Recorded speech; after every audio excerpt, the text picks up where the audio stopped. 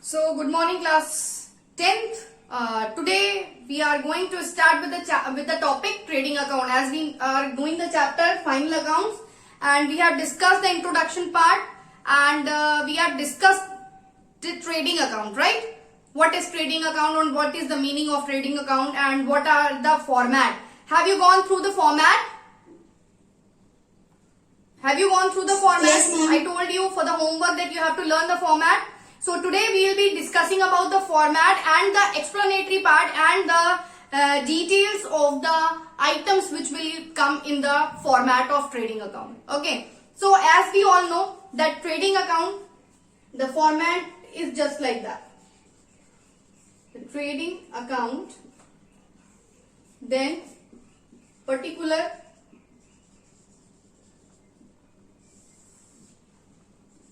amount, particular amount. Okay. Now, this is the part of debit side and this is the part of credit side. As we all know that trading account is what? Trading account is a nominal account and where all the expenses will be written in the debit side and all the incomes will be written in credit side. Okay. So now, first point which we have to consider in trading account, that is opening stock. The starting point of trading account is opening stock. So debit side, we start with trading account and the trading account is being started with opening stock. What is opening stock? दो तरह से इसे हम समझ सकते हैं कि जितना भी हमारा ओपनिंग स्टॉक जो होता है वो फर्स्ट आइटम होता है जो कि ट्रेडिंग अकाउंट में आता है. ठीक है. दूसरी चीज, जिस भी स्टॉक का जो स्टॉक हमारे बिजनेस में यूज किया जाता है at the first year of business, means the closing stock of the previous year. जैसे हम अभी बिजनेस कर रहे हैं, ठीक है, तो अभी हम बिजनेस कर रहे हैं, तो इस बिजनेस के अकाउंटिंग ईयर के एंड में जो भी स्टॉक हमारे पास बचेगा, ओके, जो भी स्टॉक हमारे पास बचेगा वो स्टॉक क्या कहलाएगा? क्लोजिंग स्टॉक कहलाएगा. ठीक है. सपोज हम लोग बिजनेस 2018-19 ये है हमारा, ठीक, तो अप्रैल 1 में स्टार्ट हुआ, अप्रैल 1 18 एंड 31 मार्च 19. ओके, 31 मार्च 19. तो अब जब हम बुक्स बनाएंगे, जब हम ट्रांजैक्शन करेंगे, अकाउंट्स प्रिपेयर करेंगे, तो हम कब बनाएंगे? 31 मार्च. जब अकाउंटिंग ईयर ओवर होता है तब हम अकाउंट्स प्रिपेयर करते हैं. तो जब हम यहाँ पे बनाएंगे तो उस वक्त हमारा जो स्टॉक बचेगा, जो क्लोजिंग स्टॉक, उसको हम क्या कहेंगे? क्लोजिंग स्टॉक कहेंगे. But at the end of the accounting year, whatever the stock will be remaining in the business, that will be called closing stock. और वही closing stock next year का क्या बन जाता है? opening stock बन जाता है. आई बात समझ में? अब अगर हम कहें कि 1 अप्रैल 2019 को जो हमारा ओपनिंग स्टॉक होगा वो क्या होगा? जो हमारा प्रीवियस ईयर का क्लोजिंग है. आई बात समझ में? प्रीवियस ईयर में सपोज यहाँ पे 10,000 क्लोजिंग स्टॉक बचा, तो ये अब हमारा नेक्स्ट ईयर का क्या होगा? ये हमारा नेक्स्ट ईयर का बन जाएगा ओपनिंग स्टॉक. आई बात समझ में? तो this means the closing stock of previous year in the first year of the business, there will be no operating stock in a trading concern. The opening stock क्या है? Opening stock consists of finished goods only. जो हमारा finished goods बन के तैयार होता है वो हमारा होता है स्टॉक, जो कि हम परचेज और जो कि हम सेल करते हैं. बन के तैयार हुआ उसको सेल करना है, that is our opening stock. लेकिन हम उसको समझेंगे कैसे? क्योंकि कभी कभी क्वेश्चंस में डेट्स दी होती हैं, स्टॉक लिखा होता है और डेट्स दी होती है, तब आप कैसे समझोगे? तो जो स्टॉक हमारा in a trading concern, the opening stock they consist of finished goods only. But अगर हम मैन्युफैक्चरिंग कंसर्न की बात करें तो इस comprises the raw material, work in progress and finish good. Raw material क्या? हमने रॉ मटेरियल लिया, उसके बाद उस पर वर्क किया उसको फिनिश गुड्स में कन्वर्ट करने के लिए, तो वो क्या होती है, प्रोसेसिंग होती है, उसे हम क्या कहते हैं वर्क इन प्रोग्रेस, उसे हम क्या कहते हैं, वर्क इन प्रोग्रेस कहते हैं। और उसके बाद हमारा जब गुड्स कन्वर्ट हो जाता है तब हम उसे क्या कहते हैं, फिनिश्ड गुड्स कहते हैं।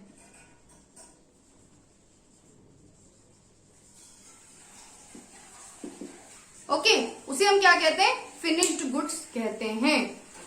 तो opening stock is the first item on debit side which is finished good, और जो प्रीवियस ईयर का हमारा क्लोजिंग स्टॉक होता है वही हमारा करंट ईयर का क्या होता है, ओपनिंग स्टॉक होता है। तो ये चीज आप लोग को क्लियर हुई या नहीं कि what is opening stock? Closing stock of the previous year in the first year of business, it is opening stock. Okay? Now, again the students are joining. Okay. So, the next one is purchase. The next one is purchase. So, purchase क्या है? Purchase includes cash and credit purchase. जो भी चीजें हम खरीदते हैं, जो भी सामान हम खरीदते हैं, that is called purchase. जैसे परचेज ऑफ रॉ मटेरियल हो गया, परचेज ऑन अदर थिंग्स हो गया, so these are purchase of goods हो गया, so these all are purchase. तो परचेज में इंक्लूडेड होता है कैश परचेज भी और क्रेडिट परचेज भी, क्योंकि बहुत बार ऐसा होता है कि बिजनेस में हम सारी चीजें जो है वो नहीं कर पाते हैं, मीन्स सारी चीजें हम कैश में नहीं कर पाते हैं, तो हम क्या करते हैं, क्रेडिट का यूज करते हैं। तो हम उधार सामान खरीदते हैं, क्रेडिट पे खरीदते हैं, ठीक है। तो परचेज जो है वो इधर it can be in cash form also और it can be in credit form also.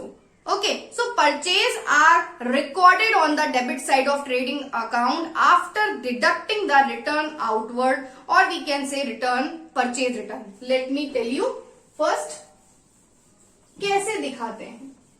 सबसे पहले हमने ट्रेडिंग अकाउंट में क्या दिखाया, हमने सबसे पहले दिखाया ओपनिंग स्टॉक,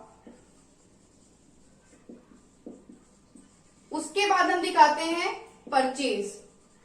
ये परचेज बेटा जो हमारी शो की जाती है ट्रेडिंग अकाउंट में, नेट परचेज शो की जाती है। नेट परचेज हमने इससे पहले क्लास में आपको बताया था कि नेट परचेज कैसे निकालते हैं। Anybody can tell me how can we calculate net purchase? In previous class we have learn, no one? Okay. Net purchase means whatever the purchase is given, we have to deduct the return. Means हो सकता है कि हमने कभी सामान खरीदा हो, कोई फिर चीजें हमें ना समझ में आई हो या हमें लगा हो एक्स्ट्रा खरीद लिया है, तो हम उसको रिटर्न करते हैं, ठीक है। तो net purchase is means the purchase which we have done and whatever the things return that we have to deduct from purchase. So suppose 50,000 का परचेज किया है और 5,000 हमने रिटर्न कर दिया है, तो हमारी नेट परचेज कितनी आएगी, 45,000। आई बात समझ में? उसको हम यहां लिखेंगे। ओपनिंग स्टॉक सपोज 50,000 है, तो यहां 50,000 लिख दिया, परचेज आ गई 45,000। So purchase and purchase return clear.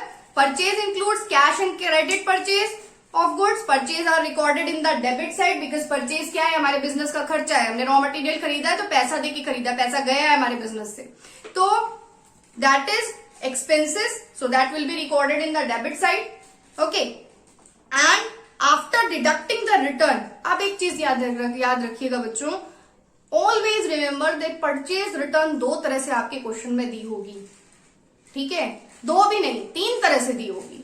एक तो डायरेक्ट लिखा होगा परचेज रिटर्न, ठीक है, आपके क्वेश्चन में डायरेक्ट लिखा होगा परचेज और डायरेक्ट लिखा होगा परचेज रिटर्न, ठीक है। तब तो परचेज रिटर्न लिखा होगा तो सोचने की बात ही नहीं है, परचेज रिटर्न हम तुरंत समझ जाएंगे, ठीक है। लेकिन अगर हमारा ये रिटर्न जो है वो लिखा होता है रिटर्न आउटवर्ड, इसका एक और नाम भी है, इसको बोलते हैं रिटर्न आउटवर्ड, ठीक है, तो ये भी हमारी परचेज रिटर्न होती है। ऑलवेज रिमेंबर कि परचेज रिटर्न लिख के भी आ सकती है, परचेज रिटर्न आपकी परचेज रिटर्न आउटवर्ड लिख के भी आ सकती है। और मेरी बात सुनिए, रिटर्न आउटवर्ड या परचेज दोनों चीजें नहीं लिखी होंगी, क्वेश्चन में लिखा होगा सिर्फ रिटर्न, तब कैसे पहचानेंगे? Anybody can tell me how will be recognise? No one, even you people are not trying. हाँ, तब हम उसको हमेशा याद रखिए, परचेज किस साइड लिखी जाती है? जनरल में हम परचेज को क्या करते हैं, जल्दी से बताइए. परचेज डेबिट होती है कि क्रेडिट होती है? डेबिट होती है. ठीक है. और हमेशा याद रखिए परचेज रिटर्न जो होती है वो हमारी क्या होती है? क्रेडिट होती है.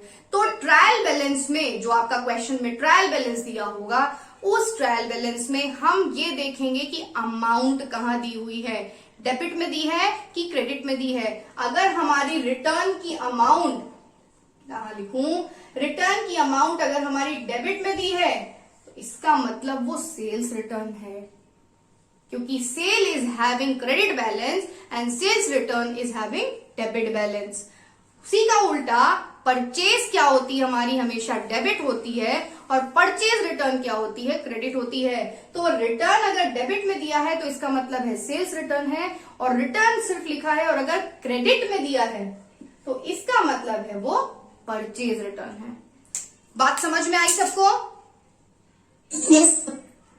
ओके. सो परचेज में से परचेज रिटर्न को हम माइनस करेंगे और जो बचेगा वो हमारा क्या हो जाएगा? Net purchase. ये तो चीजें हो गई आपको पहचानने की कि आप रिटर्न कैसे पहचानोगे. ठीक है. अब जो हमारा नेक्स्ट पॉइंट आता है कि और क्या क्या चीजें हमारी ट्रेडिंग अकाउंट में लिखी जाती हैं. तो as I told you that all the direct expenses you have to write in trading account, right? All the direct expenses are what? Direct expenses or manufacturing expenses, you can say that they means to cost of procuring the goods, or you can say the cost of procuring to the raw materials and converting them into finished goods. उनको करने के लिए जो भी expenses होते हैं वो सारे हमारे डायरेक्ट एक्सपेंसेस होते हैं, और जो मैन्युफैक्चरिंग प्रोडक्शन से रिलेटेड जो भी एक्सपेंसेस होते हैं वो सब हमारे क्या होते हैं? डायरेक्ट एक्सपेंसेस होते हैं. जैसे कि आपका फ्रेट हो गया, कैरेज इनवर्ड हो गया, वेजेस हो गया, फैक्ट्री रेंट हो गया, फ्यूल हो गया, गैस हो गया. ये सारी चीजें क्या है कि आपकी मैन्युफैक्चरिंग से रिलेटेड है. तो ये सारे एक्सपेंसेस यहां कहां आएंगे? डेबिट में ट्रेडिंग के. जैसे टू वेजेस जितना दिया होगा लिख दिया जाएगा, to carriage inward, right, to freight,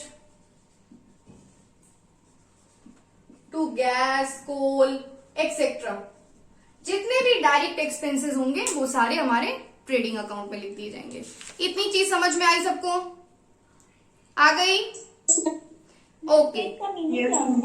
क्या बेटा? फ्रेट बेटा भाड़ा बोलते हैं. फ्रेट का मतलब होता है, राइट, सामान को इधर से उधर पहुंचाने के लिए जो आप किराया देते हो या फिर जो ढुलाई देते हो, लोग ढो के उसको ले जाते हैं, वो कैरेज होता है ढुलाई, और फ्रेट होता है भाड़ा. ठीक है. चलो अब हम आते हैं अपने क्रेडिट. यहाँ तो सारे एक्सपेंसेस हो गए. ये इतने आइटम्स क्या, जितने भी डायरेक्ट एक्सपेंसेस हैं यहां हम कह सकते हैं कि all the direct expenses, to direct expenses. Okay. और ओपनिंग स्टॉक, परचेज में से रिटर्न माइनस किया यानी कि हमारी नेट परचेज. उसके बाद सारे डायरेक्ट एक्सपेंसेस लिख दिए जाते हैं ट्रेडिंग अकाउंट में. अब हम बात करते हैं क्रेडिट साइड की. तो हमारे क्रेडिट साइड में ज्यादा कुछ नहीं आता है. सेल्स आता है, नेट सेल्स. नेट सेल्स कैसे निकालेंगे? सेल्स में से सेल्स रिटर्न को माइनस करके. ठीक है. Sales and sales return will come in trading accounts credit side. क्यों? क्योंकि सेल्स हमारा क्या है? प्रॉफिट है, इनकम है हमारी. सेल को जब हम सामान बेचते तो हमें क्या मिलता है? पैसा मिलता है ना, right? Okay. Sales is what? Already we told you the sales is income. तो अगर हम सेल्स की बात करें, so sales we have to note it in the credit side. Okay, in credit side. तो हम यहां लिखेंगे बाई सेल्स. ओके. और उसमें से क्या करेंगे? रिटर्न माइनस कर देंगे.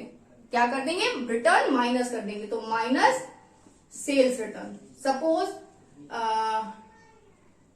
1 लाख रुपए की सेल है, 1 lakh rupees sale is there and 20,000 return is there.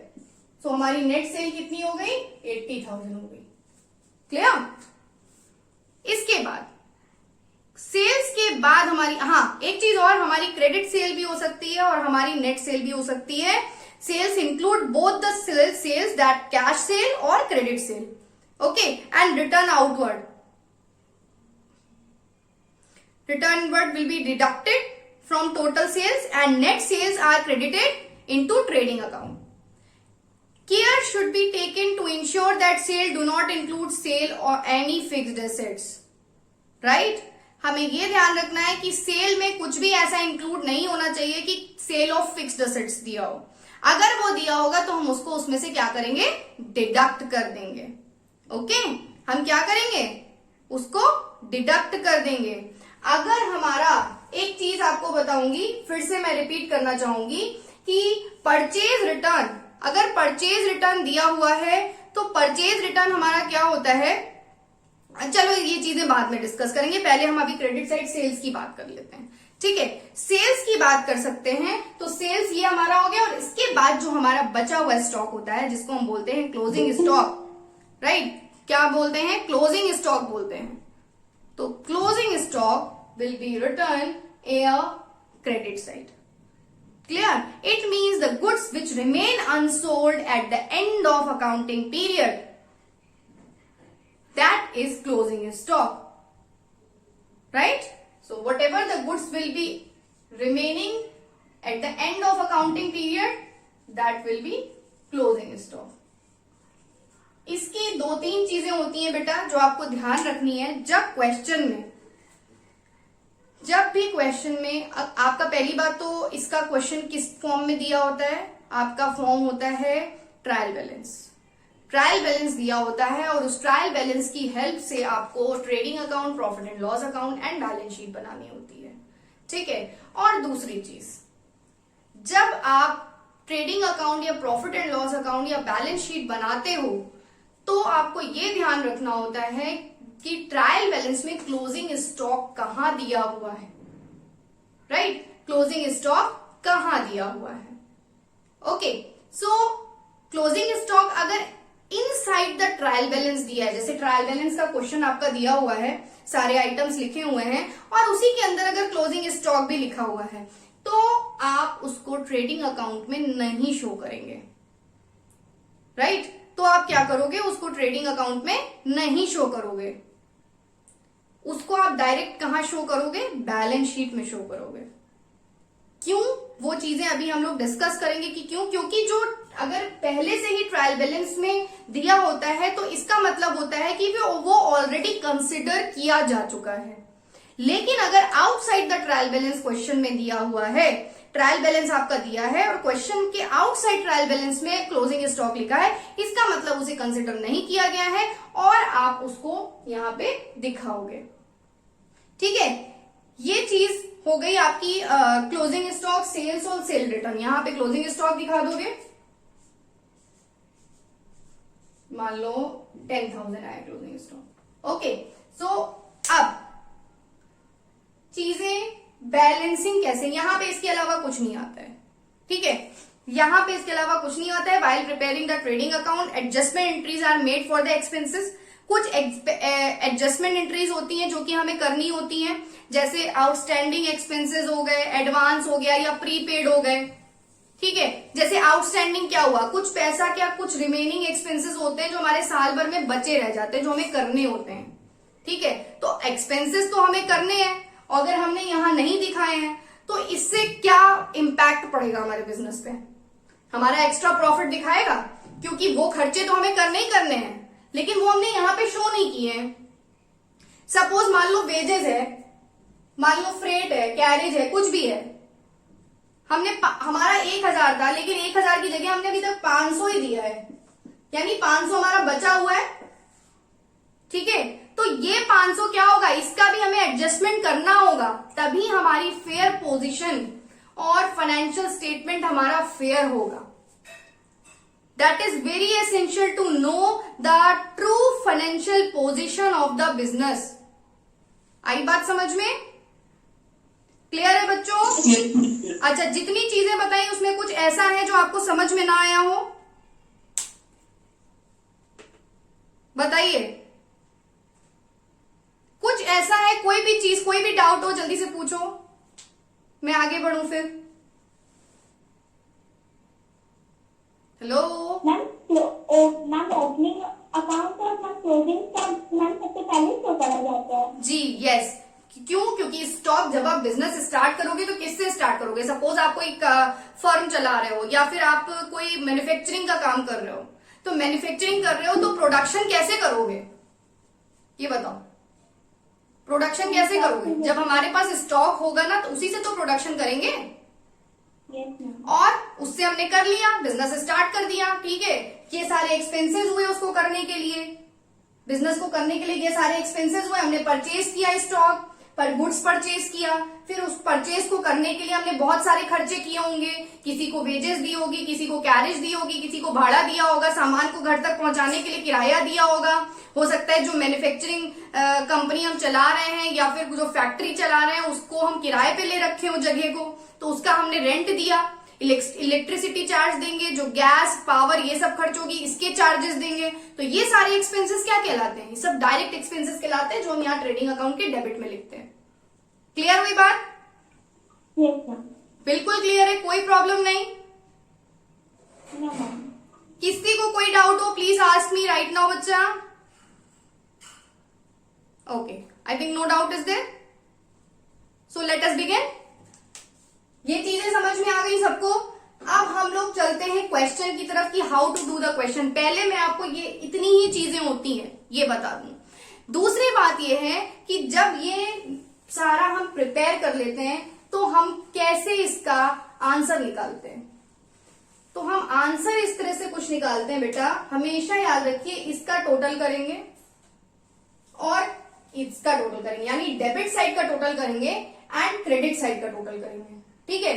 हमेशा प्रॉफिट की कंडीशन में क्रेडिट साइड का टोटल ज्यादा आएगा, ठीक है। क्रेडिट साइड का टोटल ज्यादा आने का मतलब है कंपैरेटिवली डेबिट साइड के टोटल से कि हमारे बिजनेस में प्रॉफिट हो रहा है, हमारी ट्रेडिंग में प्रॉफिट हो रहा है। और इन केस अगर डेबिट साइड का प्रॉफिट ज्यादा होता है, क्योंकि डेबिट साइड हमारे सब क्या है? खर्चे हैं, और क्रेडिट साइड क्या है? हमारी इनकम है। तो क्रेडिट साइड का टोटल अगर डेबिट साइड से ज्यादा है तो इसका मतलब क्या है?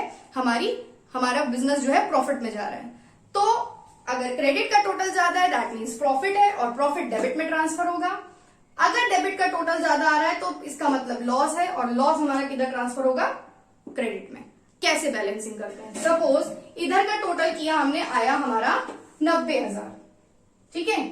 मान लीजिए 90,000 आया। Everybody can see? सबको दिख रहा है? Yes ma'am. ओके, सपोज इधर का टोटल किया हमारा आया 90,000, ठीक है। इधर का हमने टोटल किया तो हमारा कितना आ रहा है? मान लो ये 5,000 है, तो ये हो गया हमारा 1,00,000 हो गया। मान लो इसको कम कर दो, थोड़ा हमें प्रॉफिट दिखाना है, क्योंकि इसको कर दो 40 और इसको कर दो 2,000, ठीक है। तो यहां तभी भी ज्यादा है, यहां पे कर दो आप 10,000 इसको, आप ठीक है, ठीक। 50, 10, 60,000 एंड देन 10, 70,000। ओके, नाउ यहां का हमने टोटल किया, हमें 70,000 आ रहा है, ये हम दिखाएंगे नहीं, हम रफली तुम्हें बता रहे हैं। और इधर का हमने 90 आ रहा है, तो 90 में से 70 गया, कितना बचा? 20, यानी हमें 20,000 रुपीज का प्रॉफिट हो रहा है, ठीक है। तो हम कैसे क्या करेंगे? 90,000 ये जो बैलेंस, जैसे हम लेजर बैलेंसेस में करते थे, इसको दोनों तरफ दिखाएंगे। 90,000 दोनों तरफ दिखा दिया। अब 90,000 में से हमने क्या किया? 70,000 माइनस किया, हमारा कितना आया? हमारा आया 20,000। तो वो 20,000 हमारा क्या होगा? ग्रॉस प्रॉफिट होगा। क्या होगा? Gross profit. Gross profit 20,000। Okay, ये चीज क्लियर है? ये चीज आई समझ में? Yes ma'am. पूरी तरह से क्लियर है बेटा? कोई डाउट हो अभी पूछिए। Okay, no doubts. अब इसके बाद ये तो मैंने जस्ट फॉर्मेट ऐसे ही वर्बली ऐसे ही तैयार कर लिया था अजम्पशन के बेस पे, just to give you the explanation and just to make you understand, right? Now we are going to discuss the illustration number 1, how to do the questions, right? So illustration number 1 is given in your question, that yes, from the following incomplete trial balance of Mr. Mohan, prepare a trading account for the year ending. Okay, से मैंने जैसे आपको बताया था कि question में आपके additional कुछ इंफॉर्मेशन दी होंगी और ट्रायल बैलेंस दिया होगा। वो एडिशनल इंफॉर्मेशन क्या होती है, अब मैं आपको क्लियर बताऊं बेटा, बहुत सारे ऐसे एक्सपेंसेस होते हैं या बहुत सारे ऐसे इनकम्स होती हैं जिन्हें हमें बिजनेस में कंसिडर करना चाहिए, लेकिन हम कंसिडर नहीं कर पाते। क्यों नहीं कर पाते कंसिडर? क्योंकि रह जाते हैं, या तो कुछ भूल जाते हैं, या तो छूट जाते हैं, या उस समय सिचुएशन कुछ ऐसी नहीं होती कि हम उसको पे कर पाते हैं। तो उसका ऑल्टरनेट क्या होता है कि जब हमारे पास कुछ एडिशनल इंफॉर्मेशन, जो एडिशनल एडजस्टमेंट्स होती है उनको हम बाद में करते हैं, ठीक है? तो जब while preparing the final account, जैसे पूरे साल हमने कुछ नहीं किया, जो कुछ चीजें बची हैं या कुछ चीजें हमें एडवांस में मिल गई, सपोज आउटस्टैंडिंग वेजेस हो गया, मान लो किसी को हमें मजदूरी देनी है 1000 रुपए, ठीक है, लेकिन हमने उसको नहीं दिया, एक साल भर की मजदूरी देनी है 12000, ठीक, उसमें से 2 महीने की अभी बची हुई है, हमने नहीं दी है, ठीक है? तो वो पैसा हमने यहाँ पे कंसिडर नहीं किया है, और जब तक हम कंसिडर नहीं करेंगे, हम पैसे तो हमें देने ही देने हैं, ठीक? तो जब तक कंसिडर नहीं करेंगे हमें ट्रू वैल्यू अपने ट्रेडिंग अकाउंट की नहीं पता चल पाएगी। क्यों?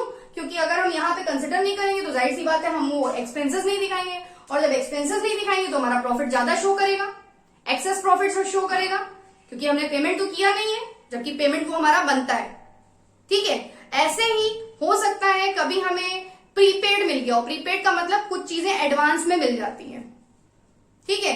तो एडवांस में मिल गया तो वो भी हमारा इस साल से बिलोंग नहीं करता, वो हमारा नेक्स्ट ईयर से बिलोंग करता है, तो उस केस में भी हमारा इनकम ज्यादा दिखाएगा, तो हम क्या करते हैं, उसको बैलेंस करने के लिए उसको डिडक्ट कर देते हैं, और जो देना होता है उसको प्रोवाइड कर देते हैं, ठीक है? सो जो इलस्ट्रेशन नंबर 2 है, that we will discuss in our next class. Hopefully ये कैसे करते हैं ये तो सबको समझ में आ गया होगा, आया है? Yes, ma'am. अब now this is your turn, children. Now you have to ask me your doubts. Anything if you want to ask, you can ask. Time is getting over. So anybody want to ask anything? No one.